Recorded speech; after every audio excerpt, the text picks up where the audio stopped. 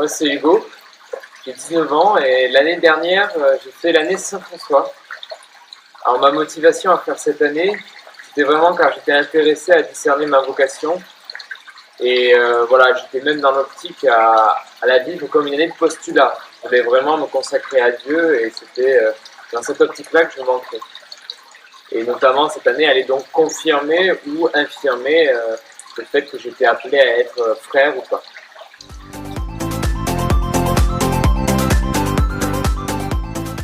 Les trois piliers de cette année, c'est donc le discernement vocationnel, l'approfondissement de la foi et la formation à la mission.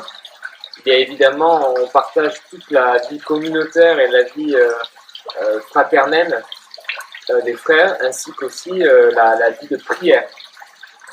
Donc le quotidien est vraiment ancré dans cette vie de prière, avec les offices tous les jours, du bréviaire, l'Eucharistie, le chapelet, et aussi l'oraison, voilà, très importante que nous enseigne l'accompagnateur spirituel et qui nous fait entrer dans cette écoute attentive de la parole de Dieu pour justement qui sert d'outil central au discernement vocationnel en plus des événements, car Dieu agit aussi à travers les événements et aussi voilà, cette oraison.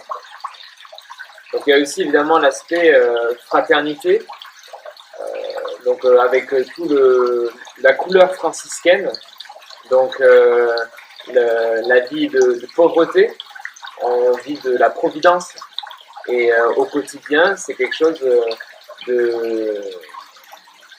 d'original à vivre, de voir que on vit de la générosité des gens et des dons que les gens peuvent donner.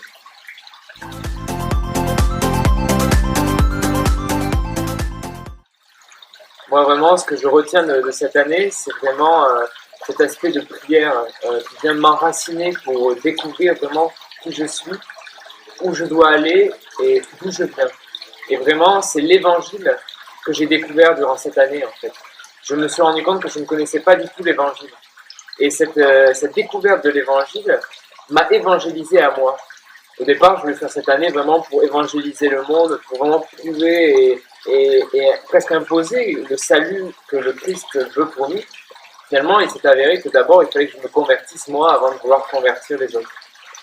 Et c'est grâce à ces techniques de prière, notamment l'oraison, on fait tous les jours, et c'est notamment cette retraite de 8 jours qu'on a faite pour ultime un peu pour vraiment prendre le temps de savoir où Dieu nous veut pour notre vie, où j'ai vraiment, le Seigneur est venu me rejoindre, est venu donner toute sa force, toute sa grâce et nous purifier vraiment pour nous amener à après la mission.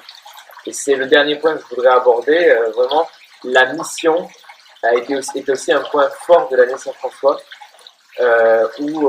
mais elle ne marche pas sans cet aspect dynamique de la prière. C'est vraiment à travers la contemplation qu'on est amené à l'apostolat. Et notamment, on peut retenir ces 3 jours d'itinérance qui, pour moi, avec la retraite, sont les 2 souvenirs que je n'oublierai jamais de cette année, où on est parti 3 jours sans rien du tout, ni argent, ni à manger, ni d'endroit où nous loger, et 2 par 2, évangéliser un diocèse. Et c'était vraiment une expérience incroyable qui ne pouvait se vivre sans tout cet aspect de prière, de présence en Dieu.